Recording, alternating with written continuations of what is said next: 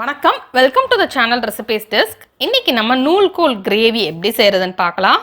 இது சப்பாத்தி பூரியோடலாம் சாப்பிட்றதுக்கு ரொம்ப நல்லாயிருக்கும். ரொம்ப ஹெல்த்தியான ஒரு கிரேவியும் கூட. அந்த டேஸ்ட்டும் ரொம்ப நல்லாயிருக்கும். ஃபர்ஸ்ட் இதுக்கு என்னென்ன பொருட்கள் தேவைன்னு பார்த்துட்டு எப்படி செய்கிறது அப்படின்றது இந்த வீடியோவில் பார்க்கலாம்.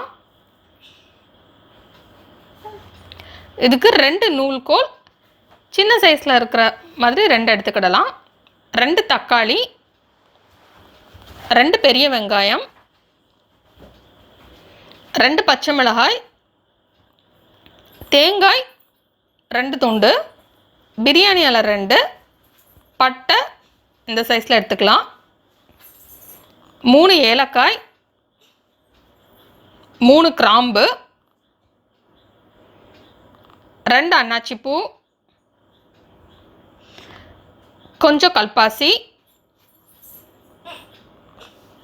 1/2 டீஸ்பூன் சோம்பு, 1/2 டீஸ்பூன் சீரகம்,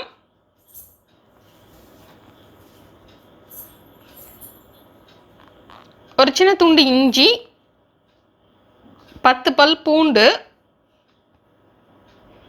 மல்லி இலை கொஞ்சம், 2 டீஸ்பூன் வத்தல் தூள், 1 டேபிள் ஸ்பூன் மல்லித்தூள்,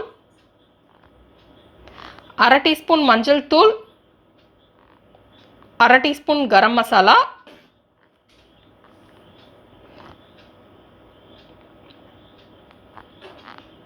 ஃபஸ்ட்டு நம்ம நூல்கோலுக்கு வெளியில் உள்ள தோலெல்லாம் சீவிடலாம். அதுக்கப்புறம் அதை சின்ன சின்ன துண்டாக நறுக்கி அதை ஒரு ப்ரெஷர் குக்கரில் எடுத்துடலாம். எடுத்துகிட்டு தேவையான அளவு தண்ணி சேர்த்துட்டு ஹை ஃப்ளேமில் வச்சு 3 விசில் வச்சிடலாம்.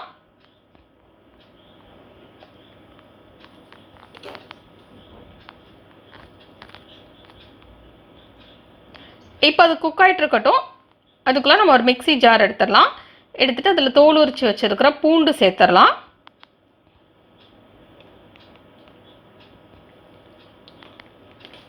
நெக்ஸ்ட் இதில் சின்ன சின்ன துண்டாக நறுக்கி வச்சுருக்கிற இஞ்சி சேர்த்துடலாம். இப்போ இதை நம்ம அரைச்சிடலாம். இதுக்கு பதிலாக நம்ம ரெடிமேட் இஞ்சி பூண்டு விழுதுனாலும் யூஸ் பண்ணலாம். இப்போ அதை தனியாக எடுத்து வச்சிடலாம். நெக்ஸ்ட்டு நம்ம அதே மிக்ஸி ஜாரில் நறுக்கி வச்சுருக்கிற தேங்காய் சேர்த்துக்கலாம். நெக்ஸ்ட் இதில் சீரகம் சோம்பு சேர்த்துடலாம். இப்போ இதில் தண்ணி விட்டு நல்லா ஒரு பேஸ்ட்டாக அரைச்சி எடுத்துக்கலாம். இப்போ ஒரு கடாய் எடுத்துடலாம். கடாய் எடுத்துகிட்டு அதில் 3 இல்லைனா 4 டேபிள் ஸ்பூன் எண்ணெய் சேர்த்துடலாம். இப்போ இதில் நம்ம பட்டை சேர்த்துடலாம். நெக்ஸ்ட் இதில் கிராம்பு சேர்த்துக்கலாம். ஏலக்காய் சேர்த்துடலாம். அன்னாச்சிப்பூ, பிரியாணி இலை, கல்பாசி எல்லாமே சேர்த்துடலாம்.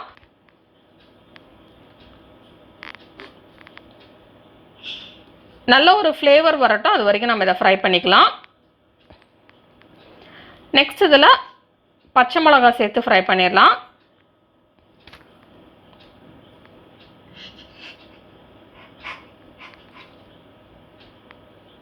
இப்போ இதில் சின்ன சின்ன துண்டாக நறுக்கி வச்சுருக்கிற வெங்காயம் சேர்த்துடலாம்.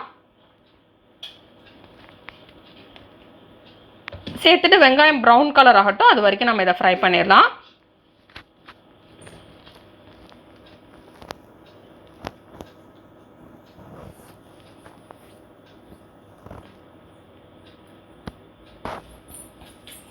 இப்போ வெங்காயம் நல்லா ப்ரௌன் கலர் ஆயிடுச்சு.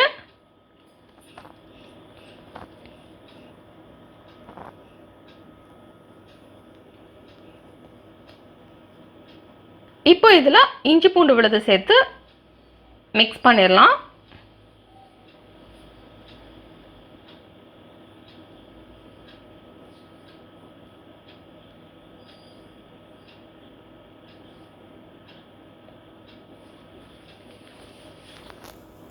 நெக்ஸ்ட் இதில் நறுக்கி வச்சிருக்கிற தக்காளி சேர்த்துடலாம்.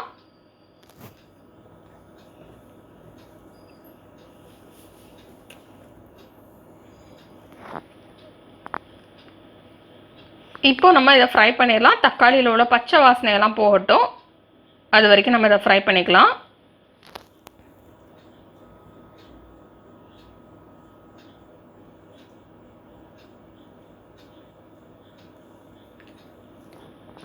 இப்போ நம்ம தேவையான அளவு உப்பு சேர்த்துடலாம். உப்பு சேர்த்துட்டோம்னா தக்காளி குயிக்காக ஃப்ரை ஆயிரும்.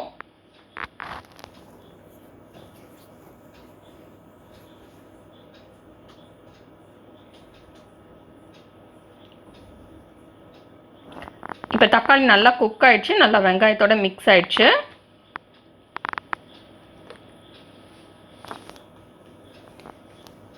இப்போ இதில் வத்தல் தூள், மஞ்சள் தூள், மல்லித்தூள், கரம் மசாலா சேர்த்து மிக்ஸ் பண்ணிடலாம்.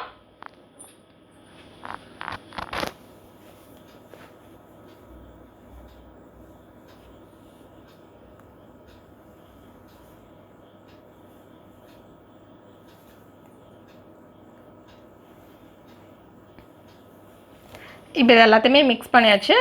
நெக்ஸ்ட் இதில் நம்ம ப்ரெஷர் குக் பண்ணி வச்சுருக்கிற அந்த நூல்கோல் சேர்த்துடலாம். அதை அப்படியே தண்ணியோட சேர்த்து உள்ள ஊற்றிடலாம். அப்போ தான் அந்த டேஸ்ட் நல்லாயிருக்கும். அந்த தண்ணி கீழே ஊற்ற வேண்டாம்.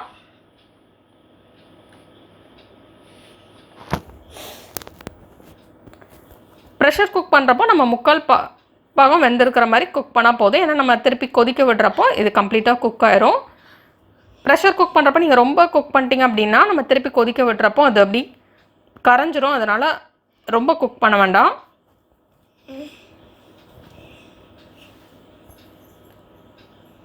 இப்போ இது எல்லாத்தையுமே மிக்ஸ் பண்ணியாச்சு. நெக்ஸ்ட் இதில் தேவையான அளவு தண்ணி சேர்த்துடலாம். தண்ணி சேர்த்துட்டு கொதிக்க விட்டுடலாம். உங்களுக்கு என்ன கன்சிஸ்டன்சி தேவையோ அதுக்கேற்ற மாதிரி தண்ணி சேர்த்துக்கோங்க. நான் இதில் 1 கப் தண்ணி சேர்த்துருக்கேன். சேர்த்துட்டு இதை நல்லா மிக்ஸ் பண்ணி விட்டுட்டு கொதிக்க விட்டுடலாம். நல்லா அந்த பச்சை வாசனையெல்லாம் போகட்டும், அது வரைக்கும் இதை கொதிக்க விட்டுடலாம்.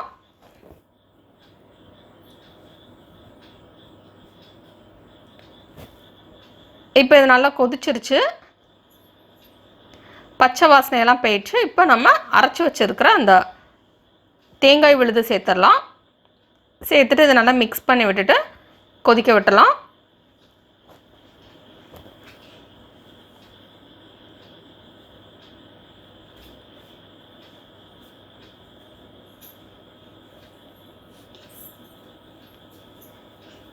இப்போ இது எல்லாத்தையுமே நல்லா மிக்ஸ் பண்ணியாச்சு.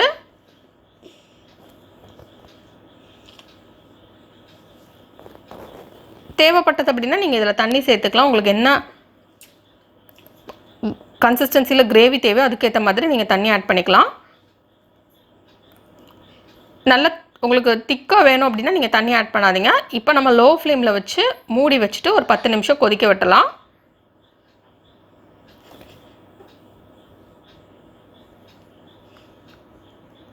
இப்போ இது நல்லா கொதிச்சிருச்சு.